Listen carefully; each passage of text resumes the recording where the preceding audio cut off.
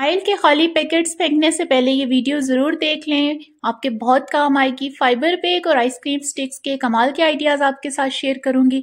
रोज़मर्रा कामों को आसान बनाने की बहुत सी टिप्स एंड ट्रिक्स जो बहुत फ़ायदेमंद हैं। वीडियो ज़रा सी भी पसंद आए तो लाइक कर दीजिएगा, चैनल पे न्यू है तो सब्सक्राइब कर दीजिएगा। बिस्मिल्लाहिर्रहमानिर्रहीम, अस्सलाम वालेकुम। Huma kitchen tips and tricks में खुश आमदीद।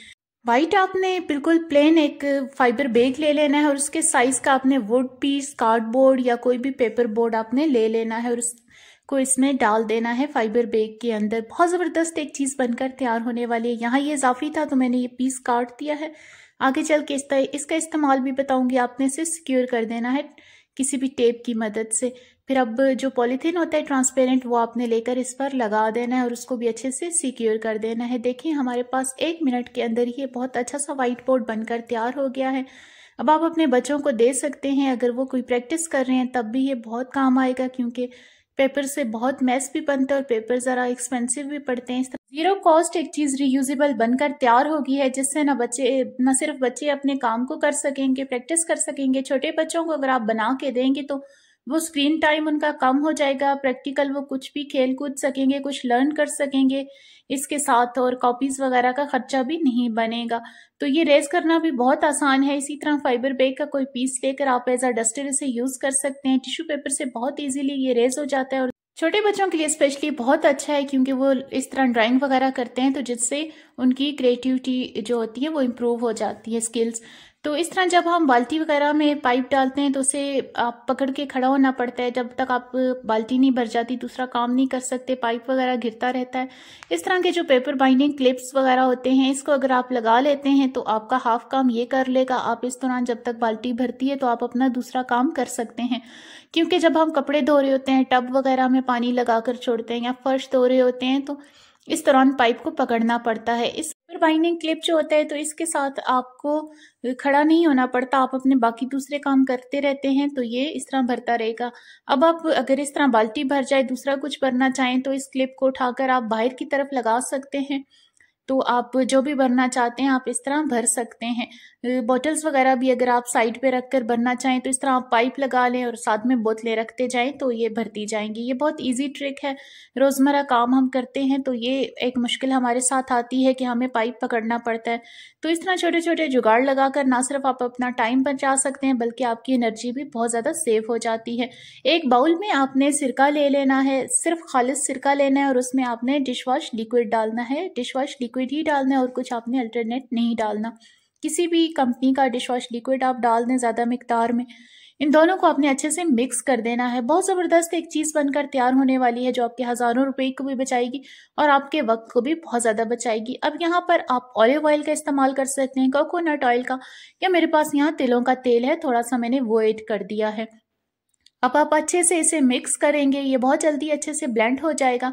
जब ये इस कलर का हो जाए तो आपने छोड़ देना है। अब होता है हमारे फर्नीचर पे हर किस्म के स्टेन्स लगे होते हैं, ज़िद्दी डस्ट वगैरह लगी होती है और धूल मिट्टी की वजह से उसकी पॉलिश भी खराब हो जाती है, उसमें वो शाइन बाकी नहीं रहती।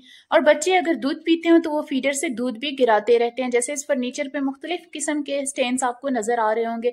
अगर इस बनाए हुए लिक्विड के साथ आप इसे अच्छे से साफ कर देते हैं बगैर कोई पानी मिलाए किसी और चीज़ के, तो ये जितने भी स्टेन्स होंगे वो भी ख़त्म हो जाते हैं। ज़िद्दी धूल मिट्टी जो जमी हुई होती है, जो पानी के निशानात होते हैं, सब बहुत अच्छे से रिमूव हो जाते हैं। बस आपने एक बात का ख्याल करना है कि जैसे ही आप अप्लाई करें तो दूसरे एक साफ खुश्क कपड़े से आपने फौरी तौर पर इसे साफ कर देना है, क्लीन कर देना है। इसे आपने जमने नहीं छोड़ देना। ये नहीं कि पूरा फर्नीचर आपने इससे क्लीन कर दिया और एक दफ़ा ही आपने इसे साफ कर दिया। इस तरह नहीं करना, आपने पानी से साफ नहीं करना, बस खाली सिर्फ कपड़े से आपने इसे साफ कर देना है, क्लीन कर देना है। बहुत अच्छे से स्टेन्स भी रिमूव हो जाएंगे और एक शाइन आ जाएगी। जैसे कि इस स्टेन्स इस पे लगे हुए हैं, पानी के भी हैं और बच्चों के ने दूध पे गिराया हुआ है तो उसके स्टेन्स भी हैं और पॉलिश भी खत्म हुई हुई है। ये देखिए जैसे ही मैंने साफ किया शाइन इसकी दोबारा आ गई। इस तरह के आइसक्रीम स्टिक्स भी हमारे घर में पड़े होते हैं। आपने वो दो स्टिक्स ले लेनी है और साथ में शार्पनर का ब्लेड ले लेना है। तो या आपके पास अगर दूसरा ब्लेड है रेजर का तो वो भी आप हाफ कट करके ले सकते हैं। यहाँ पर मैंने इसके साथ इसको ग्लू स्टिक के साथ जोड़ दिया। आपने किसी भी एडहेसिव ग्लू के साथ आपने इसे जोड़ देना है। तो आपने जिस तरह वीडियो में दिखाया इस तरह आपने दोनों स्टिक्स को रखकर दरमियान में आपने ब्लेड लगा देना है। बहुत ज़बरदस्त एक टूल बनकर तैयार हो जाएगा। आपके बहुत ज़्यादा पैसों की भी बचत होगी और आपके काम में भी बहुत आसानी होती है। जब बच्चों की हम शीट्स वगैरह चढ़ाते हैं तो हमें शीट्स काटनी पड़ती हैं, तो आप इस तरह इस टूल की मदद से आसानी से कट कर सकते हैं। पेपर्स बहुत इजीली कट हो जाते हैं। और इसके अलावा अगर आप एज अ रेजर भी इसे इस्तेमाल करना चाहें तो हल्का सा तिरछा रखकर आप इसे एज अ रेजर इस्तेमाल कर सकते हैं। बहुत इफेक्टिव है। ये बहुत तेज है तो इसे मैंने एक मार्कर की केप के साथ इसे कवर कर दिया है, हल्का सा कट करके। अब इसकी केप भी बन गई है। आपने इसे ऊंची जगह पे बच्चों से दूर रख देना है। जब इस्तेमाल करें आप इसे दोबारा केप लगाकर छोड़ दें। हमारे घरों में अक्सर ही किचन में इस तरह का मेस बना होता है, ये पॉलीथीन बैग्स वगैरह का। ये हम फेंकते भी नहीं है क्योंकि ये हमें बहुत काम आते हैं। किसी को चीज़ डालकर देनी होती है या कचरा वगैरह डालना होता है, तो इसे ऑर्गेनाइज करना भी बहुत ज़रूरी है। आपने सबको शॉपर्स को सीधा करके इस तरह तो तह भरते इस तरह ऊपर नीचे आपने रख देना है। इसको ऑर्गेनाइज करने के लिए बहुत ज़बरदस्त एक आइडिया आपके साथ शेयर करने वाली हूँ जो आपके बहुत काम आने वाला है।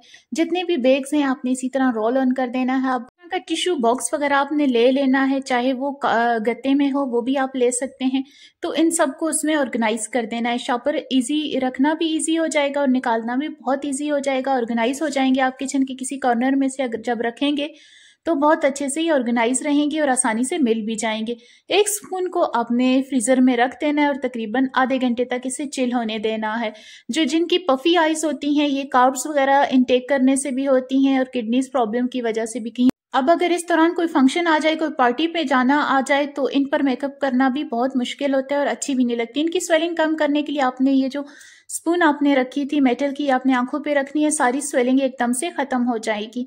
तो इस तरह के जो खाली पैकेट्स होते हैं डालडा वगैरह के ऑयल के तो हम उन्हें फेंक देते हैं, लेकिन आपने ये वाला काम ज़रूर करना है। इसे हम मल्टीपल तरीकों से यूज़ कर सकते हैं। अगर आप चाहें तो इसे as a zip lock bag भी इस्तेमाल कर सकते हैं क्योंकि इनका जो प्लास्टिक होता है वो काफ़ी सख्त होता है, हार्ड होता है और इसमें बहुत अच्छे से चीज़ों को आप संभाल कर रख सकते हैं। नहीं तो आपने इसकी तीनों कॉर्नर को खोल देना है, काट देना है तो ये खुल जाएगा, इस तरह ओपन हो जाएगा।